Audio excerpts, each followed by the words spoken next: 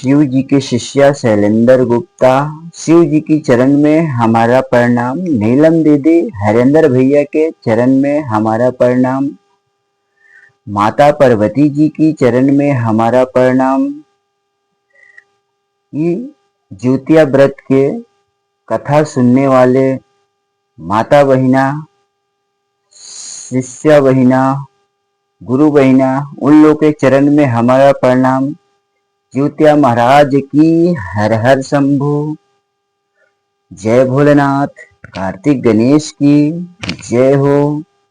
बहुत ही दुख भरी, दर्द भरा ज्योतिया व्रत कथा लेकर के आया हूँ। आप लोग हमारा ज्योतिया व्रत की कथा अंत तक जरूर से जरूर सुने।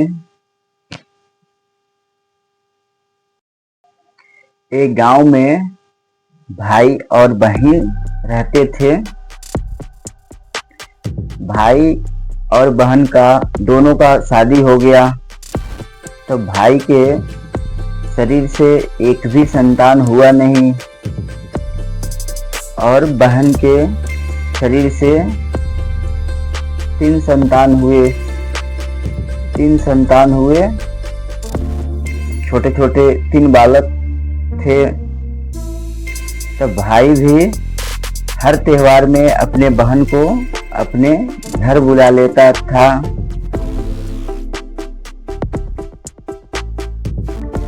तो ज्योतिया व्रत के त्योहार में अपने बहन को अपने घर बुलाया। बहन भी खुशी से अपने घर आती थी, यहाँ पे अपने माई के।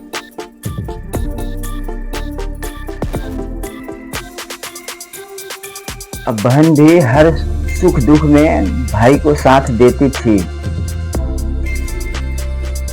और ज्योतिया व्रत पे बहन आई और अपने साथ में छोटे छोटे 3 बालक को लेकर के भी आई। अब जो बहन की जो भौजाई थी वो बिल्कुल अपने नंद को चाहती नहीं थी। वो अकेले जिंदगी में ही मस्त रहती थी। सोचती थी हमारा तो कोई संतानें नहीं है, तो हम दूसरों को संतान को लेकर के हम खुश क्यों रहें। वह अपने ही खुशी में मस्त रहती थी। अपने ननद की संतान से कोई खुशी रहता ही नहीं था, लेकिन वही भाई बहुत खुश रहता था अपने बहन की बच्चे को देख करके। तो ज्योतिया व्रत वाले दिन के शाम को गांव नगर के जितना माता बहिना थी वह गंगा नहाने जा रही थी। तो ये भी बोलने लगी कि भाभी हमारे बच्चे को देखते रहना, मैं जा रहे हैं गंगा नहाने। चली गई। छोटा सा जो बच्चा था वह सो रहा था। 3-4 महीना का था बच्चा, वो सो रहा था। और 2 बालक समझदार थे, वह खेल रहे थे। तो जैसे ही छोटे बालक का नींद खुला तो रोने लग गया। अब बहुत तेज चिल्लाने लग गया। तो मामी थी, वो मामी गई तो बच्चे को न छुपा रही है न कुछ, बच्चे को डांटने लग गई और बोलने लग गई कि अपने तो महतारी चली गई ऐश करने, गंगा नहाने, हमारे सिर पे 3 बच्चे को छोड़ गई। थोड़ा आंख में लाज शर्म है नहीं।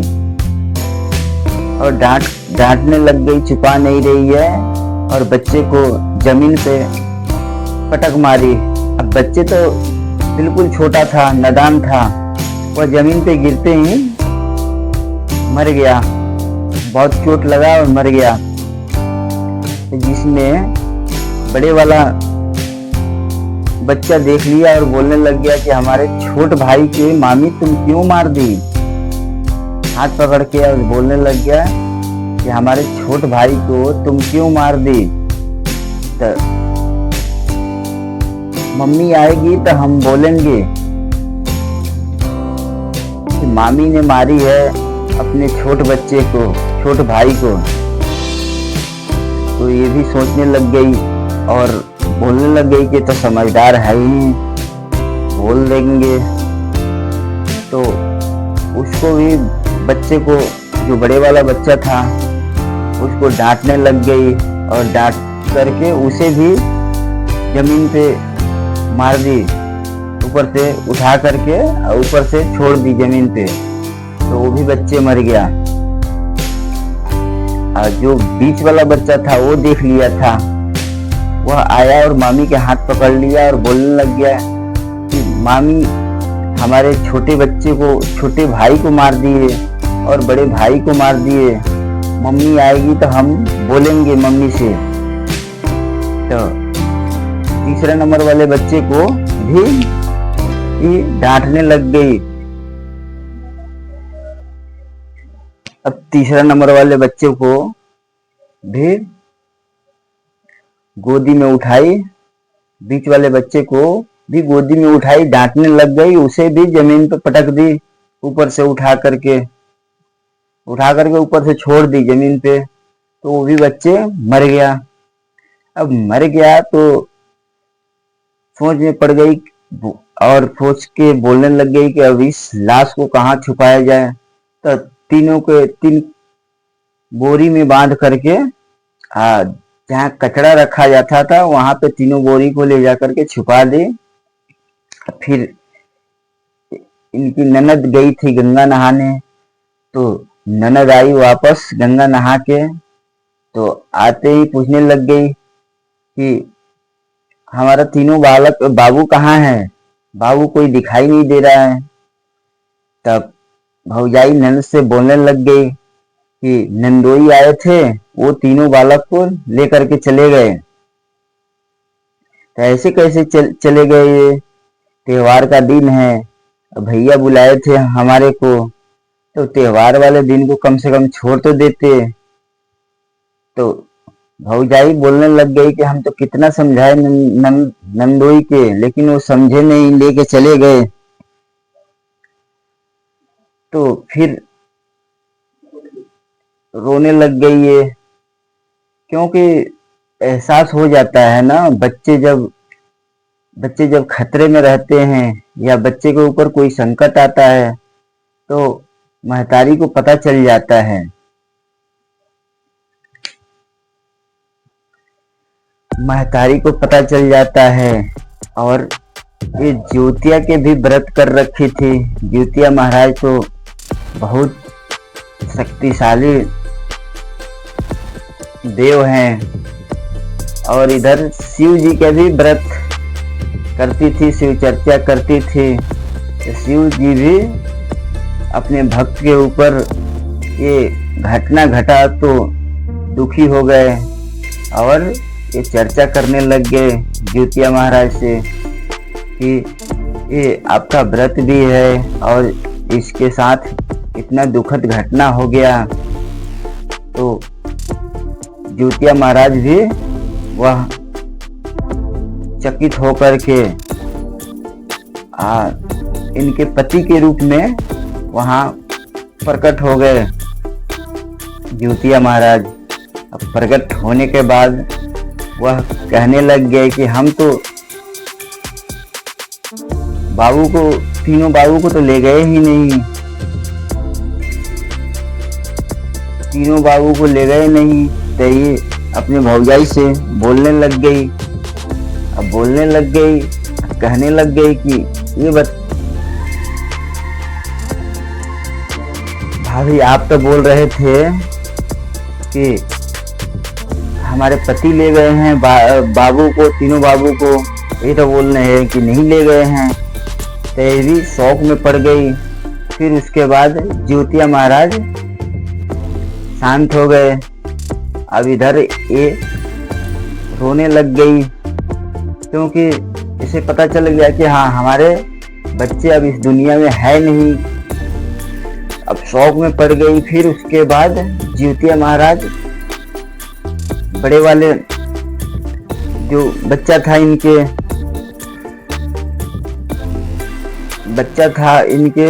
वो बच्चे को प्राण वापस किए। तो बच्चे जो बोरी में बांध रखी थी वह बच्चे चिल्लाने लग गया कि मम्मी मम्मी मैं यहाँ पे हूँ, मुझे इस बोरी से निकालिए। मामी ने हमें मार करके बोरी में बांध दिए हैं। तो लोग भी वहाँ पे इकट्ठा हो गया था और सोच में पड़ गई कहाँ बच्चे की आवाज़ आ रहा है। तो ढूंढते रहते उस बोरी के पास गए। तो उस बोरी को खोला गया, बोरी से बच्चे को निकाला गया। तो बच्चे सब बताने लग गया कि मामी ने पहले छोटे बाबू को जमीन पे पटक के मार दी। उसके बाद मैं उनके हाथ पकड़ के बोलने लग गया कि हमारे छोटे भाई को क्यों मार दी, मैं मम्मी से बता देंगे। तो हमें भी उठा के जमीन पर पटक दी, हमें भी मार डाली। तो बच्चे से पूछने लग गए कि वो छोटे वाला बाबू कहाँ है। तो यहीं पे तो है, बगल में बोरी में बांधा गया है। तो उसमें से भी आवाज आने लग गया कि मम्मी मम्मी मुझे इस बोरी से खोलिए। वो तो छोटा बच्चा था, वो चिल्ला रहा था। तो खोल के निकाला गया। तो उसमें से भी निकालने के बाद वो भी जीवित हो गया। अब फिर तीसरा के लिए जो तीसरा नंबर के इनके बाबू था वह पूछने लग गई कि तीसरा नंबर वाला तुम्हारा भाई कहाँ है। तो वो भी कहीं बांध के रखी होगी, वो भी दूसरी जगह छुपा रखी थी उस कट्टे को। उसमें से भी आवाज आने लग गया, उस बोरी से भी आवाज आने लग गया कि मम्मी मम्मी मैं यहाँ पे हूँ, कट्टे से बाहर, बोरी से बाहर निकालिए। तो वहां पे जाकर के बोरी खोला गया और तीनों इनके बच्चे को निकाला गया। और फिर उसके बाद भाभी ने भी चकित हो गई थी, बिल्कुल शांत खड़ी थी। तो इनकी जो ये अपने भाभी से बोलने लग गई कि भाभी हमारे बच्चे के साथ ऐसा क्यों तुम की, अभी ये बताओ ऐसा तुम क्यों की हमारे बच्चे के साथ। तो इनके भाई भी वहां पे आ गए, खेत में गए थे, भाई आ गए और भाई भी ये सब देख करके बहुत दुख में पड़ गए, चकित हो गए। अपने घरवाली को डांटने लग गए, अपने पत्नी को डांटने लग गए कि ऐसे तुम क्यों की। अब डांटने लग गए। उसके बाद जो बहन थी, बहन से माफी भी मांगने लग गए। लेकिन बहन बोल रही थी कि भाभी अब तुम्हारे घर बिल्कुल आएंगे नहीं भैया, अब तुम्हारे घर हम बिल्कुल आएंगे नहीं। हमारे साथ बहुत दुर्व्यवहार की, बहुत घटिया हरकतें की। अब हम तुम्हारे घर आएंगे नहीं। बेशक हम वहाँ नून रोटी खा करके हम अपने घर ही रह लेंगे, लेकिन यहाँ कभी आएंगे नहीं। और बहुत गुस्सा में ये वहाँ से चल पड़े। और जो इनके साथ जिउतिया महाराज थे, इनके पति के भेष में, वो भी इनके साथ जाने लग गए धीरे धीरे करके। इधर शिव गुरु देख करके चकित हो गए, क्योंकि जिउतिया महाराज इनके पति के भेष में थे, वो धीरे धीरे इनके साथ जा रहे थे। फिर उसके बाद शिव गुरु इनके पति के मन में इनकी पति के विचार चेंज किए। और वह विचार चेंज होने के बाद वह बोलने लग गया कि अब हम चल रहे हैं ससुराल अपने बच्चे और बीवी को लेकर के आएंगे। तो धीरे धीरे आने लग गए, उधर से आ रहे थे। इन लोग जो पति के भेष में जिउतिया महाराज और ये जा रहे थे, ये आपस में सब बातें करते हुए जा रहे थे। बोल रही थी, ये कहानी सुना रही थी कि ऐसे ऐसे हमारे साथ में हमारी भाभी की।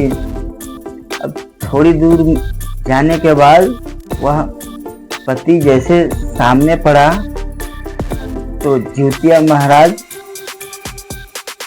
इनके पति के दिखाई नहीं दिए, और ये आई अपने पत्नी के पास और बोलने लग गए कि चलो, मैं तुम्हारे को और बच्चे को लेने ही आ रहे थे। इनको कोई एहसास नहीं हुआ, क्योंकि जिउतिया महाराज इनके पति के भेष में ही इनके साथ चल रहे थे। उसके बाद वो जिउतिया महाराज वहाँ से तुरंत विलुप्त हो गए, और ये अपने पति को ये सब कहानी सुना रही थी। तो ये बोलने लग गया कि क्या सुना रही हो, हमें तो पता नहीं है। तो आपको पता ही नहीं है? नहीं, हमें पता नहीं है। तो समझ में आ गया इनको कि हो ना हो ये जिउतिया महाराज ही थे, जो कि पति के भेष में हमारे साथ आ रहे थे, इतने देर से हमारे साथ दिए। तो तुरंत वहां पे खड़े होके जिउतिया महाराज के गुहार लगाने लग गई, शिव गुरु के गुहार लगाने लग गई, और वहां से घर आए और खुशी खुशी दोनों रहने लग गए। अपने घर ही जाना ही नहीं चाहती थी। अब कितना भी भाई बुलाता था लेकिन जाती नहीं थी।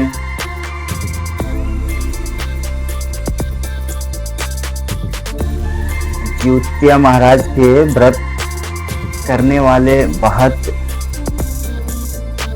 शक्ति से व्रत करते हैं, और जिउतिया महाराज भी छोटी मोटी उनके संतानों पे संकट आता है वो टाल देते हैं। और जो बड़ी संकट है, कहने का मतलब कि जिसकी मृत्यु लिख ही गया है कि हाँ इतने ही दिन की आयुर्दाय है, तो उसको कोई रोक ही नहीं सकता है। जैसे कोई ऐसा संकट आने वाला है तो उसको जिउतिया महाराज बिल्कुल रोकते हैं और वो संकट से निकाल देते हैं।